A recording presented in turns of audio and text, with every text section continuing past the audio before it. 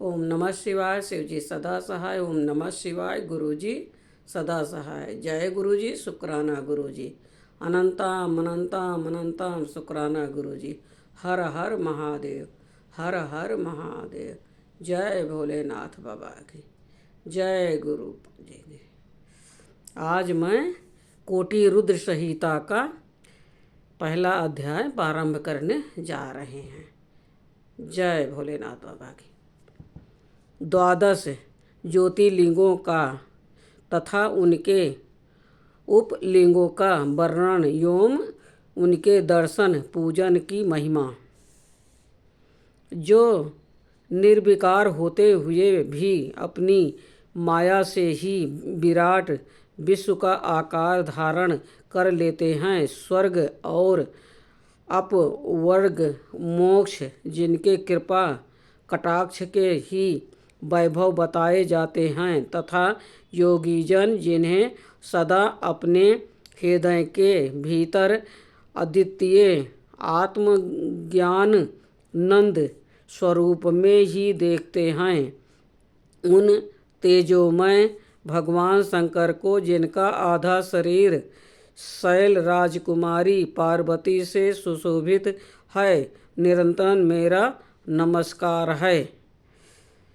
जिसकी कृपा पूर्ण चितवन बड़ी ही सुंदर है, जिसका मुखारबिंद मंद मुस्कान की छटा से अत्यंत मनोहर दिखाई देती है, जो चंद्रमा की कला से परम उज्ज्वल है, जो आध्यात्मिक आदि तीनों तपों को शांत कर देने में समर्थ है, जिसका स्वरूप सच्चिदानंद एवं परमानंद रूप से प्रकाशित होता है तथा जो गिरिराज नंदिनी पार्वती को भुज पास से आवेशिष्टित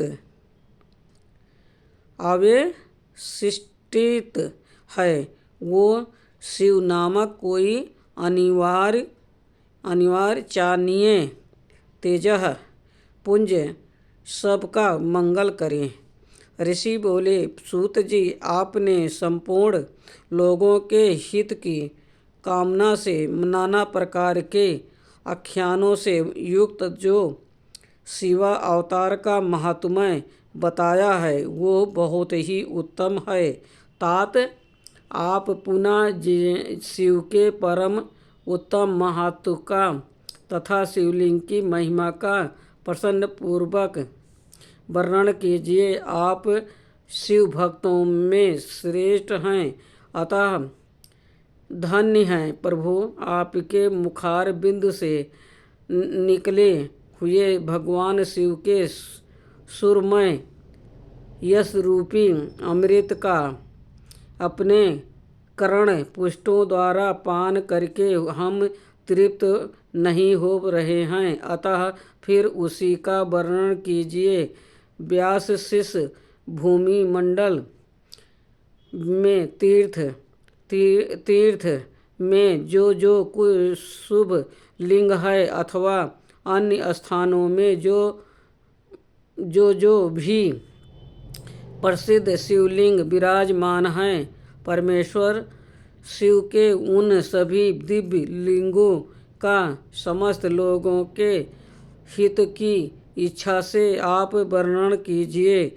सूत जी ने कहा, महर्षियों, संपूर्ण तीर्थ लिंगमय है, सब कुछ लिंग में ही प्रतिष्ठित है। उन शिवलिंगों की कोई गणना नहीं है, तथापि मैं उनका किंचित वर्णन करता हूँ।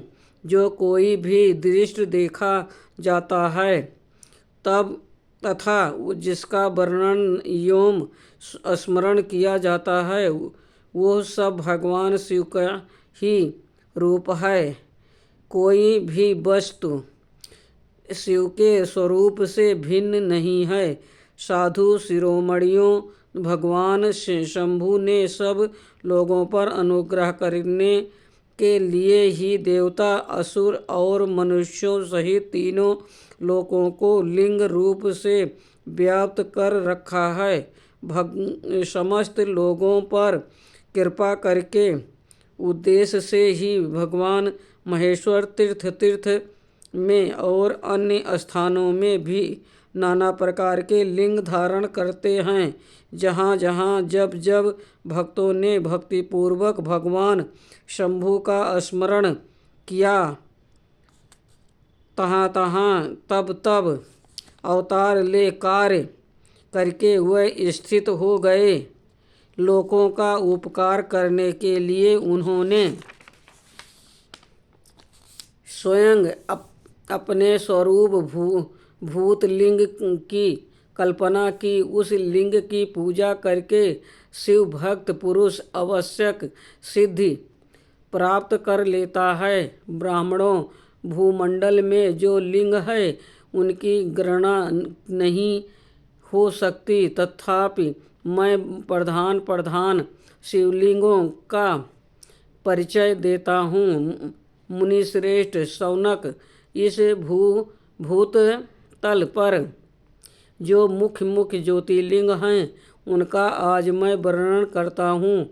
उनका नाम सुनने मात्र से पाप दूर हो जाता है। सौराष्ट्र में सोमनाथ, श्री शैल पर मल्लिकार्जुन, उज्जैनी में महाकाल, ओंकार तीर्थ में परमेश्वर, हिमालय में के शिखर पर केदार, डंकिनी में भीमशंकर, वाराणसी में विश्वनाथ, गोदावरी के तट पर त्र्यंबकम, चिता भूमि में बैजनाथ, दारुका वन में नागेश, सेतुबंधम में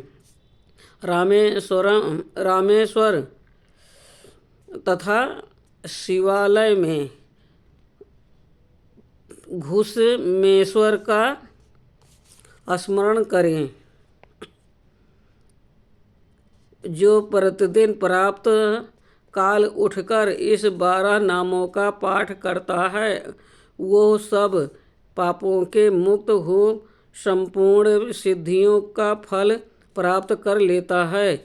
मुनीश्वरों, जिस मनोरथ को पाने की इच्छा रखकर श्रेष्ठ मनुष्यों इन 12 नामों का पाठ करेंगे, वह सब इस लोक और परलोक में उस मनोरथ को अवश्य प्राप्त कर लेंगे। जो शुद्ध अतः कारण वाले पुरुष निष्काम भाव से इन नामों का पाठ करेंगे, उन्हें कभी माता के गर्भ में निवास नहीं करना पड़ेगा। इन सबके पूजन मात्र से ही यह लोक में समस्त वर्णों के लोगों के दुखों का नाश हो जाता है और परलोक में उन्हें अवश्य मोक्ष प्राप्त होता है।